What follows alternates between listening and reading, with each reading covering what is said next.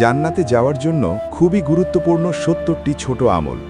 আমলগুলো খুবই গুরুত্বপূর্ণ, আমাদের সকলের শিখা রাখা জরুরি। তাই ভিডিওটি সম্পূর্ণ দেখুন ও সেভ করে রাখুন। আমল ১, প্রত্যেক অজুর পর কালেমা শাহাদাত পাঠ করুন। আশহাদু আল্লা ইলাহা ইল্লাল্লাহু ওয়াহদাহু লা শারীকা লাহ ওয়া আশহাদু আন্না মুহাম্মাদান আবদুহু ওয়া রাসূলুহু। এতে জান্নাতের ৮টি দরজার যে কোনো দরজা দিয়ে প্রবেশ করতে পারবেন। সহিহ মুসলিম, হাদিস নং ২৩৪।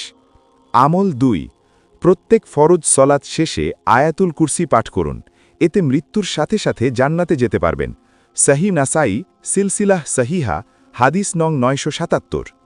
আমল ৩, প্রত্যেক ফরজ সলাত শেষে ৩৩ বার সুবহানাল্লাহ, ৩৩ বার আলহামদুলিল্লাহ, ৩৩ বার আল্লাহু আকবার এবং একবার লা ইলাহা ইল্লাল্লাহু ওয়াহদাহু লা শারীকা লাহ লাহুল মুলকু ওয়া লাহুল হামদু ওয়া হুয়া আলা কুল্লি শাইইন কাদির পাঠ করুন।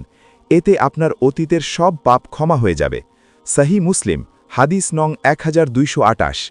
সেই সাথে জাহান্নাম থেকেও মুক্তি পেয়ে যাবেন, কেননা দিনে ৩৬০ বার এই তাসবিহগুলো পড়লেই জাহান্নাম থেকে মুক্ত রাখা হয়, আর এভাবে ৫ ওয়াক্তে ৫০০ বার পড়া হচ্ছে। সহিহ মুসলিম, মিশকাত, হাদিস নং ১৮০৩। আমল ৪, প্রতি রাতে সূরা মুলক পাঠ করুন। এতে কবরের শাস্তি থেকে মুক্তি পেয়ে যাবেন। সহিহ নাসাই, সহিহ তারগিব, হাকিম, হাদিস নং ৩৮৩৯, সিলসিলাহ সহিহা, হাদিস নং ১১৪০। আমল ৫, রাসূল সাল্লাল্লাহু আলাইহি ওয়াসাল্লামের ওপর সকালে ১০ বার ও সন্ধ্যায় ১০ বার দরুদ পড়ুন। এতে আপনি নিশ্চিত রাসূল সাল্লাল্লাহু আলাইহি ওয়াসাল্লামের সুপারিশ পাবেন। তবরানী, সহিহ তারগিব, হাদিস নং ৬৫৬।